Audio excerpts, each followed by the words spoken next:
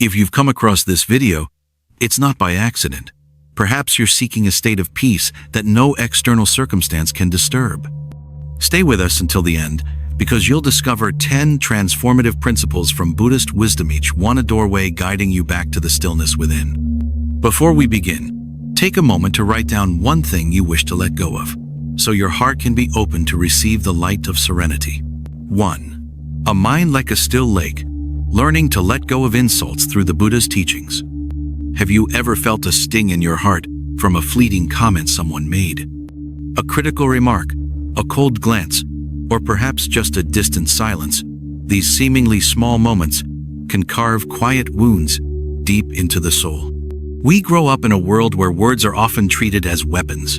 People use them to praise and encourage, but also, many times, to wound, belittle, or burden the minds of others. And so, we carry these invisible wounds for years, as if they had become inseparable from our being. Buddhism points out that words can only hurt us when we give them that power. The Buddha once taught, like a gift offered but not accepted, it still belongs to the giver. Similarly, if we don't receive hurtful words, they cannot harm our hearts. Imagine your mind as a still, quiet lake. When someone throws in a stone, that is, an insult, the water ripples, spreading outward. But if nothing more is added, the lake gradually returns to stillness, as if nothing had ever disturbed it. Our minds are the same. Hurtful words may stir us momentarily, but we can choose how to respond, continue feeding the disturbance, or allow it to naturally settle. Letting go of insults doesn't mean denying your emotions. It's not pretending you're not sad, not angry, not affected. Letting go here means seeing those emotions clearly but not letting them control you. You may feel pain, feel hurt, that's only human. But after the pain, you choose to return to the calm within.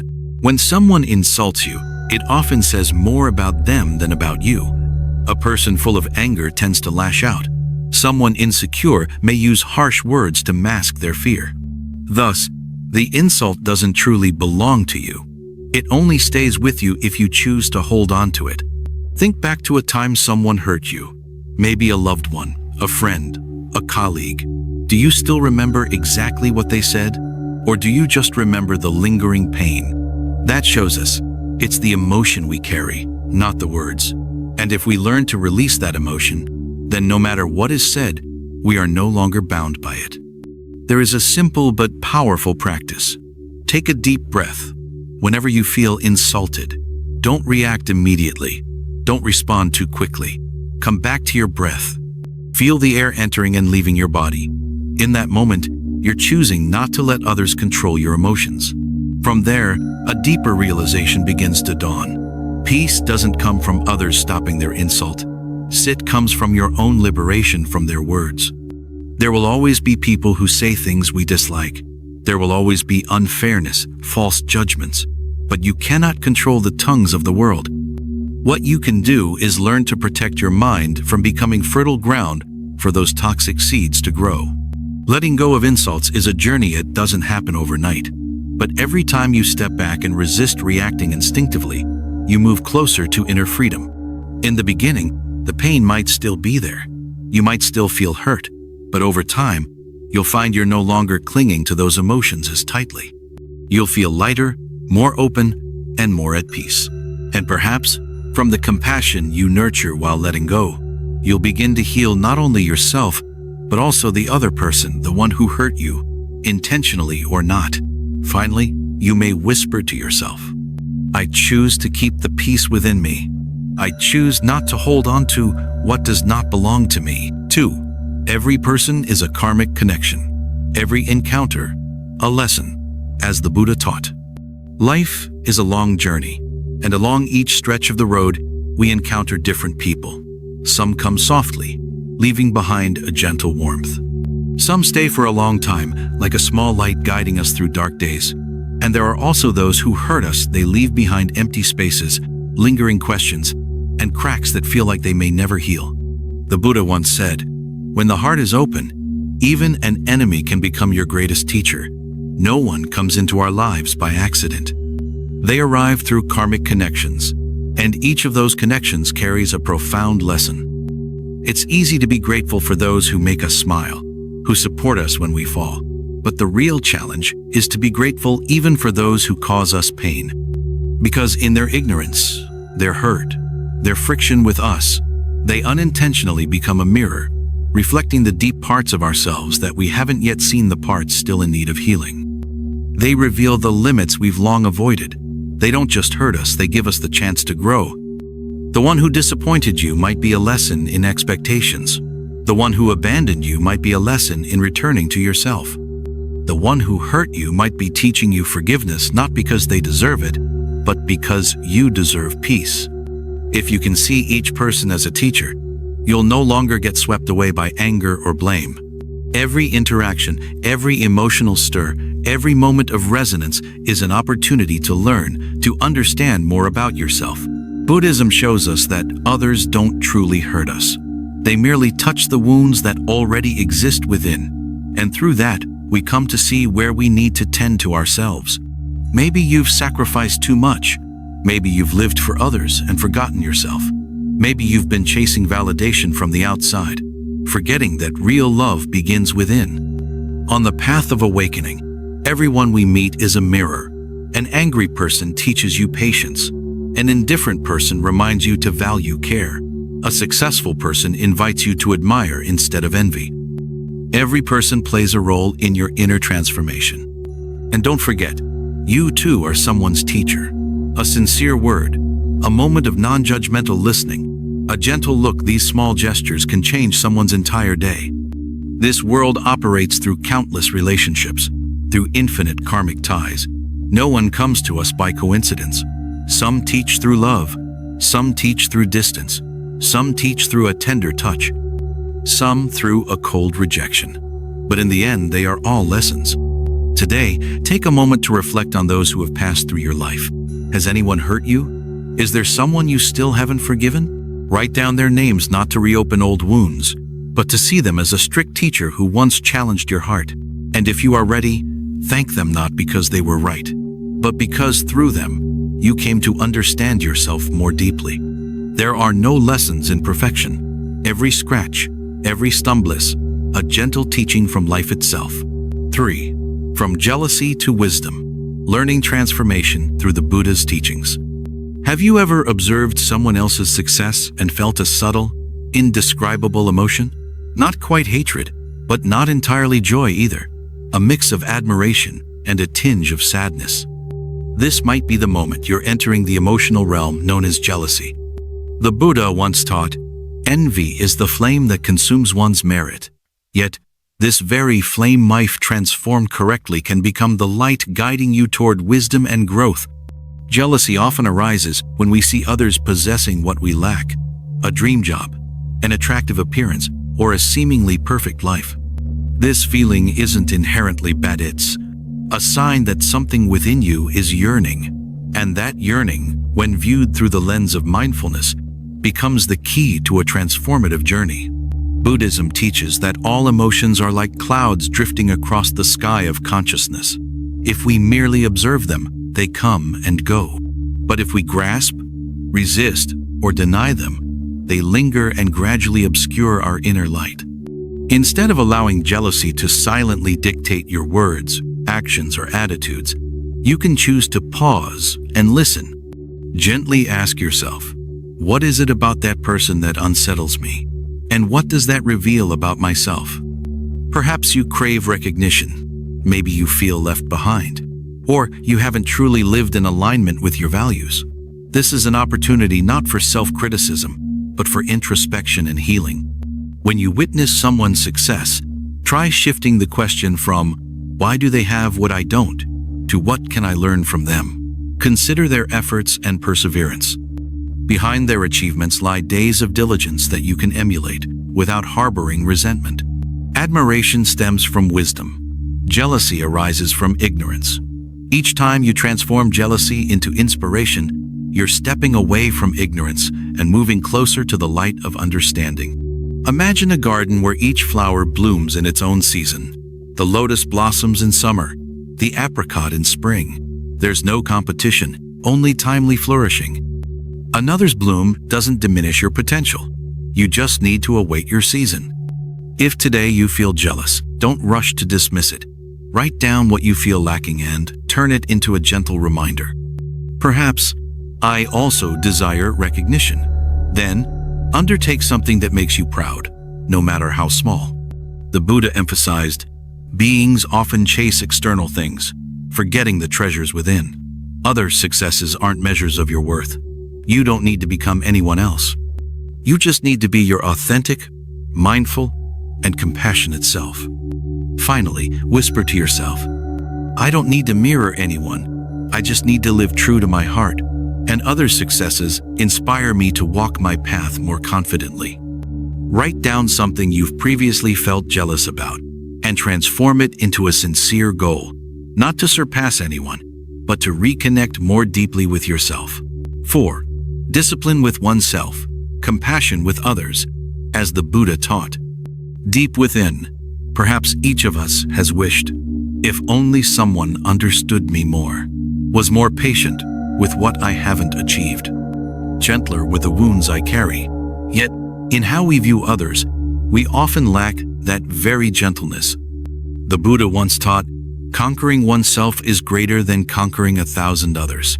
One way to conquer oneself is by learning to be strict with ourselves, yet compassionate with others.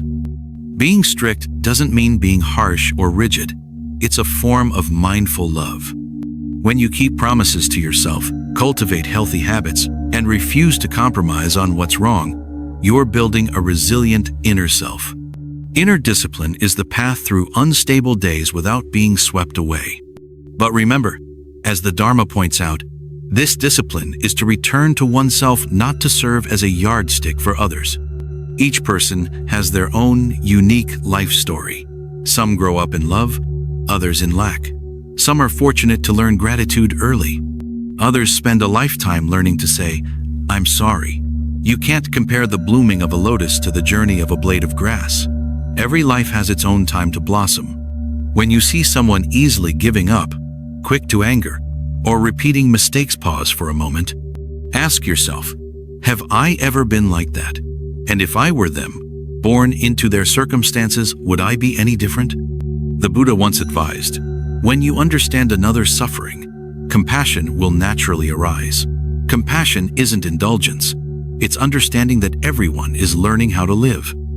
And that learning journey, though bumpy and slow, is still worthy of respect. Being strict with yourself helps you stay on the right path. Being compassionate with others keeps your heart warm as you walk that path. Imagine you're climbing a mountain. Along the way, you see someone struggling with a heavy backpack. You can keep going or you can pause, not necessarily to pull them up immediately, but just to say, I understand you're tired. I've been there too. Sometimes, a word of empathy can lift more than a helping hand. True maturity is when you can maintain your inner integrity without losing compassion for others. You can say no to what's wrong without scolding. You can remind without belittling. You can uphold your principles while still embracing those who have lost their way. Strict with oneself to keep growing. Compassionate with others to keep connecting. If today you're angry with someone for not meeting your expectations, take a deep breath. Write down one thing you can forgive them for, not because they're perfect, but because you deserve peace. 5. Your mind is a mountain, and no one can shake it unless you allow it. There is a profound teaching in Buddhism that many overlook. No one can hurt you unless you allow it. It may sound simple, but within it lies a transformative power. We often believe that pain comes from external sources, a sharp word, a thoughtless action, an unexpected betrayal. But when viewed through the lens of mindfulness, we realize that true pain arises from our own reactions. The Buddha taught, no one can harm you with words if your mind does not accept them. It's akin to a gift. If you refuse to accept it, it remains with the giver. Harsh words function similarly. If you don't internalize them, they cannot affect you. Your mind is like a mountain, steadfast and immovable. Winds may blow, rains may fall, but the mountain remains unshaken. While you can't stop others from throwing stones, you can choose not to let those stones scar your inner peace. This doesn't mean denying your emotions. You have the right to feel hurt or disappointed. But you can choose not to let these emotions linger. Acknowledge them, breathe through them, and gently let them go. When someone insults you, pause. Place your hand over your heart and ask, is what they're saying true? Am I reacting from an old wound? Can I choose peace over retaliation? By asking these questions, you reclaim control over your emotions. Buddhism teaches that those who speak harshly are often suffering themselves. They may not know how to heal, so they project their pain onto others. With compassion, you can see that those who hurt others are often hurting themselves.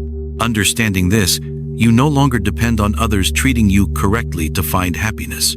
Your joy doesn't stem from praise, nor does it diminish with criticism. It arises from within, from an inner strength untouched by external circumstances. I am the guardian of my mind. I do not open the door to anything that disturbs my inner peace. You don't need to retaliate. You don't need to fight. Simply remain still and refuse to accept what isn't yours. No one can enter your mind without your permission. Each time you choose silence over reaction, understanding over judgment, peace over confrontation, you affirm your own freedom. The Buddha once said, "Just as a solid rock is not shaken by the wind, the wise are not moved by praise or blame." Remember, the world may be turbulent, but if you keep your mind like a mountain, you won't be swept away by life's storms. If you've been hurt by someone's words for days, try writing them down today. Then gently burn or tear the paper, not to forget, but to forgive yourself for holding on to it for so long. Because ultimately, the greatest freedom isn't someone apologizing to you. It's realizing you no longer need that apology to find peace. 6. Acceptance for liberation. The lesson of mindfulness in Buddhism. In life, we often believe that to be happy, we must control everything from emotions, people, to circumstances. But the Buddha once taught, the root of suffering lies in resistance to what is. Indeed, the world does not revolve around our personal desires. Everything is constantly changing, impermanent, uncertain, and unpredictable. When we don't accept, we resist. And it is this resistance that causes suffering. We don't want that person to leave. We don't want to fail. We don't want our circumstances to change. But reality unfolds in its own way. And when we refuse to accept that, we trap our hearts in a space of insecurity. Buddhism teaches that acceptance is not surrender. It is the release of the belief that everything must go as I wish, to open our hearts to what is. In that very moment, we begin to step out of suffering. Imagine you're rowing a boat against a rushing current.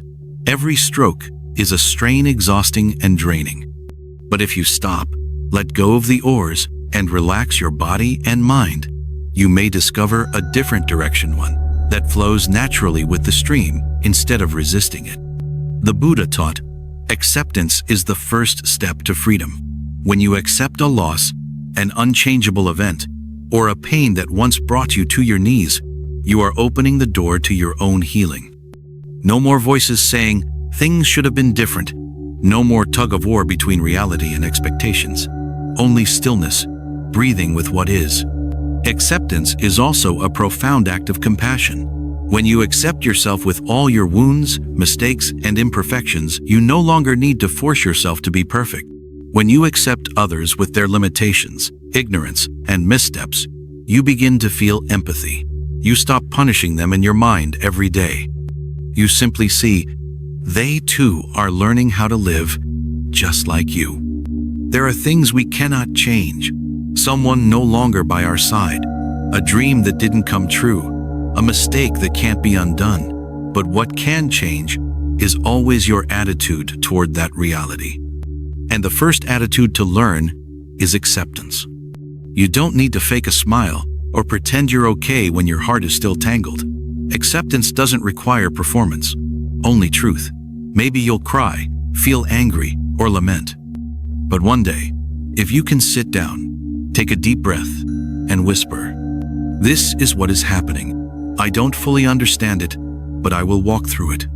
That is the beginning of liberation. In the Buddha's teachings, acceptance is the foundation of wisdom. Not that you understand everything and then accept, but that through acceptance, clarity begins to emerge. When you practice acceptance every day, from small things like traffic jams and delays to big things like losing a loved one, you are steadily building an inner strength that is both grounded and adaptable. A mind that doesn't get swept away by circumstances, but can stand firm through change. Finally, write down one thing you are resisting, something that makes you feel uneasy. Then gently transform it into a soft whisper in your heart. I don't need to understand it all. I just need to keep walking with acceptance. That is the first step to freeing yourself from suffering, not by changing the world, but by changing the way you walk through it. 7. Returning to nature, reconnecting with your innate Buddha nature. In the whirlwind of modern life, endless meetings, looming deadlines, and the constant hum of notifications, it's easy to lose touch with ourselves. Amidst this chaos, have you ever sensed a quiet voice within, whispering, "I'm drifting away from who I truly am"? Buddhism teaches that living in harmony with nature doesn't necessitate retreating to a secluded monastery. Instead, it's about realigning with the natural rhythm of our body and mind, a rhythm that existed before the world's demands pulled us away. The Buddha once said, "A person disconnected from their spiritual essence is like a lamp without oil. It may shine briefly but soon fades." One of the most accessible paths to rekindle this essence is through nature. Nature embodies life in its purest form, unadorned and unforced. Each day, the sun rises without seeking praise. Clouds drift, winds blow, leaves fall all without complaint.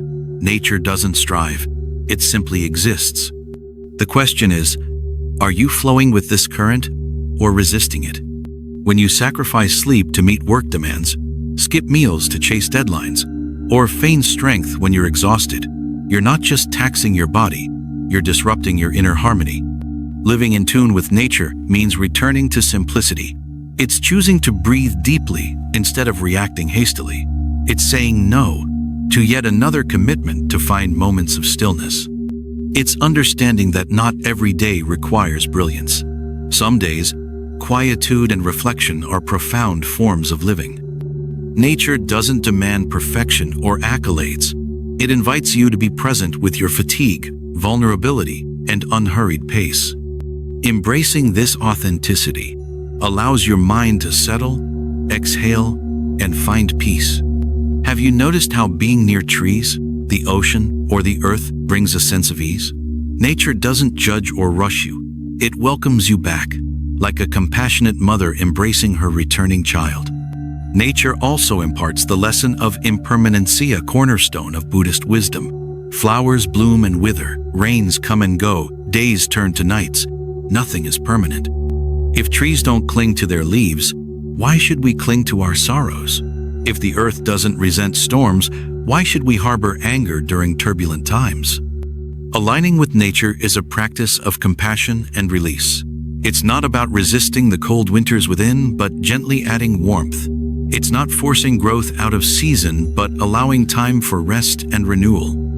Ultimately, you don't need to become someone else. You need to return to yourself, to your natural, gentle, and genuine rhythm. Nature, with its silent generosity, becomes your greatest teacher. Today, if your heart feels unsettled, pause for a few moments. Step outside, gaze at the sky, observe the trees, touch the earth, listen to the wind. You don't need to do anything, just be present. That's the beginning of your journey back. Write down one small action you can take to live more harmoniously with nature. Perhaps it's turning off your phone for 30 minutes each morning, planting a small garden, or watching the sunset in silence. Each small step brings you closer to mindfulness and your inherent Buddha nature. 8. Ethics, the inner lamp illuminating our path in a confused world. In today's world where speed is celebrated, achievements are glorified, and appearances often overshadow, depth living ethically is sometimes misunderstood as being naive, vulnerable, or unwise. However, Buddhist teachings reveal that ethics, or sila, is not a constraint, but an inner lamp guiding us through darkness without losing our way. Among the myriad paths one might take in life, the ethical path may be less traveled, yet it leads to profound and enduring peace. Buddha emphasized the purity of mind, speech, and body as the three gateways to liberation. This underscores that ethical living begins not merely with actions, but with the intentions and subtle stirrings within our hearts. You don't need to be flawless to live ethically. It's about being honest with your conscience and attuned to the quiet voice within. When faced with choices whether to speak or remain silent, to hold on or let go, to act or abstain, ask yourself, will this cause harm to anyone? Will it disturb my inner peace? If the answer is yes, it's time to pause and to force yourself into doing what's right, but to choose a way that doesn't betray your own heart. Ethics isn't about seeking praise or recognition. It's a silent, steadfast compassion, like a lamp glowing in the night, not flashy, but warm and reassuring. You can begin practicing ethics through simple acts: refraining from laughing at someone's misfortune, choosing not to speak hurtful words, even in anger, avoiding actions that disrupt another's peace just to satisfy your ego, and through quiet commitments, keeping promises without reminders, listening without judgment, being kind to strangers simply because you can. Buddha taught that every action shapes our karma. Karma isn't a punishment imposed from outside. It's the natural outcome of our choices. When you sow seeds of kindness, they bloom not only in others' lives but also within your own. Reflect on this. How many times have you lost sleep over actions that conflicted with your values? And how often have you felt an unexpected serenity after a kind gesture, even if unnoticed? That's the power of ethics. It doesn't seek acknowledgement. It simply requires authenticity. Ethical individuals don't need to stand out. They may appear ordinary, yet they emanate a gentle light that makes others feel safe. They don't dazzle with brilliance, but inspire others to slow down and be kinder. If you've made mistakes, spoken harsh words, acted wrongly, it's okay. Ethics doesn't demand perfection. It invites you to return to be more mindful today than you were yesterday.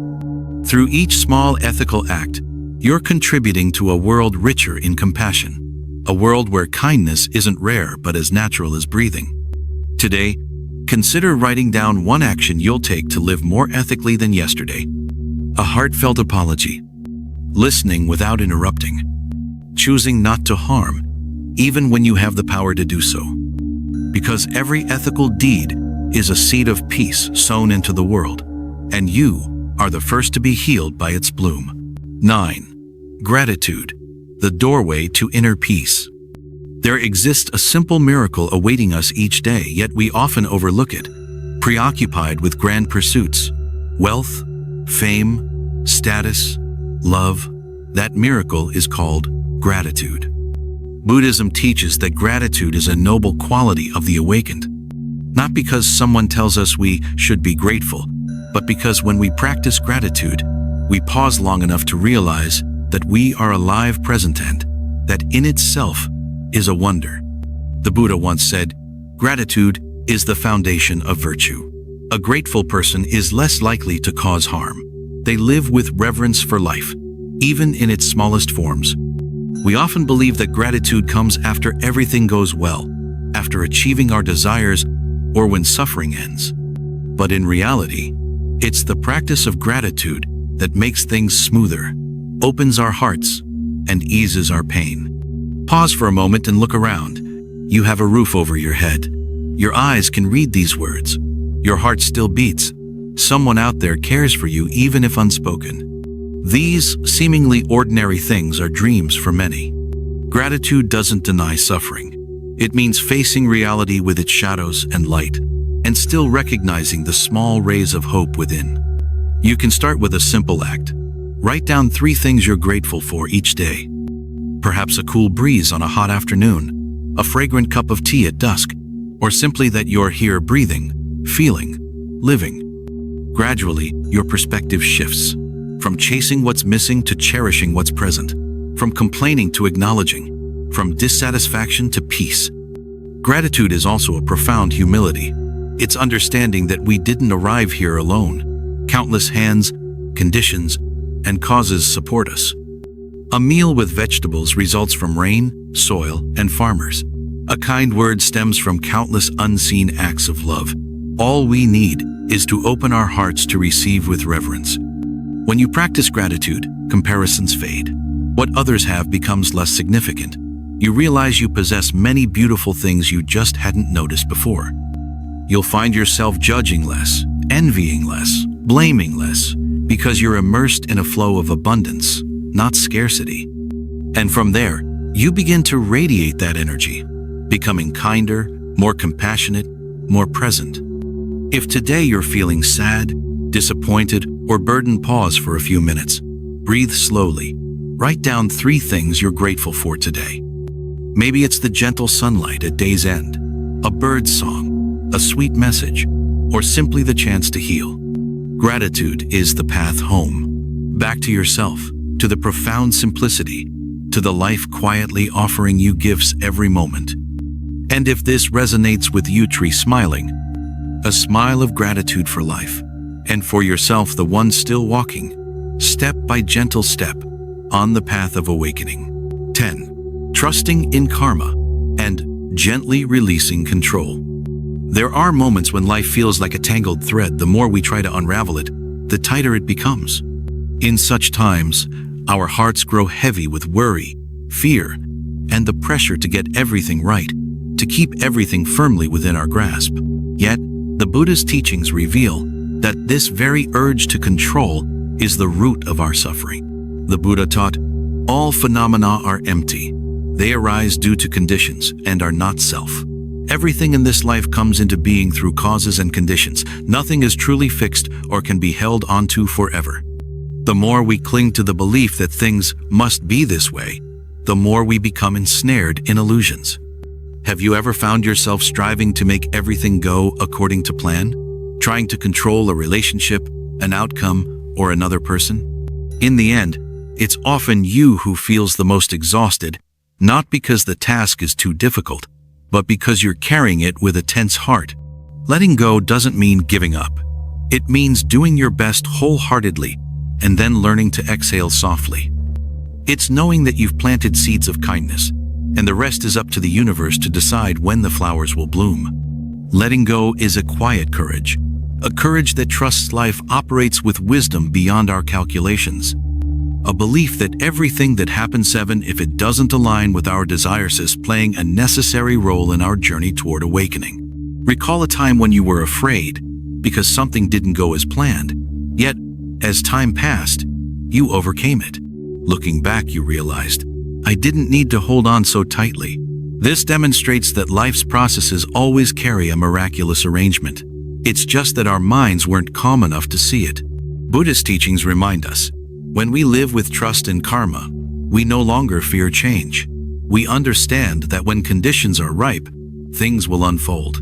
When they're not, we patiently wait. No forcing, no pushing, just being present and sowing wholesome seeds. Then, you'll begin to see, this letting go doesn't make you lose anything. On the contrary, it returns to you your inner freedom.